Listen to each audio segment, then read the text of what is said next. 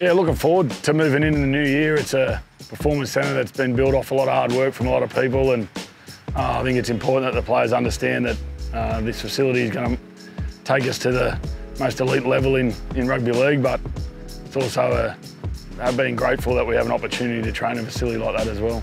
ACO and the council have done a great job maintaining progress.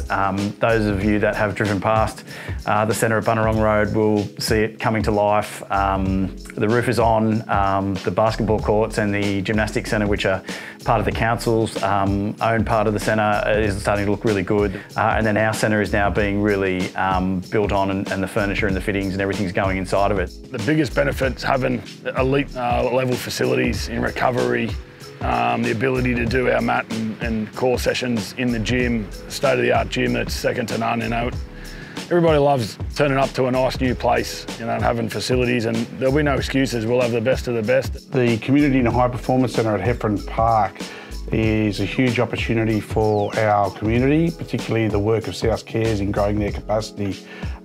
They've had to work under an outreach model going into different communities and locations, but now having a community and high performance centre that has classrooms, that has theatres, that has breakout spaces, as well as obviously the fields and the sporting facilities around it, hugely grows the capacity of South Cares and their transformational programs. I know the players engage quite regularly in the activities that they do, and Alicia does a great job, so to have them under our roof and all working for the same goal is going to be really important to the playing group. And it's been important this week for the players and new players to the club to spend a week at the club and get and understand that there's so many people that do so many things in our organisation, and to see that every day when you come to train will be really important for the playing group. The centre will have a cafe, it'll have a place for our fans and members to continue watching training.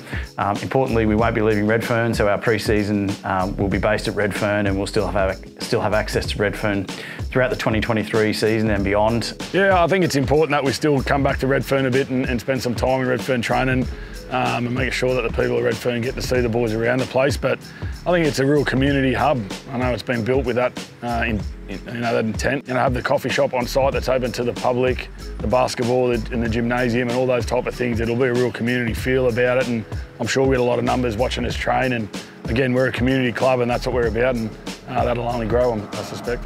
We're very fortunate to have this world-class facility, and that's been made possible by the generous support of all of our donors. And we've got thousands of members who have donated, and then some very significant donors in David and Judy Dinty, who have the naming rights for the theatre, the great Stan Sharkey, the South Cares naming rights with the classroom.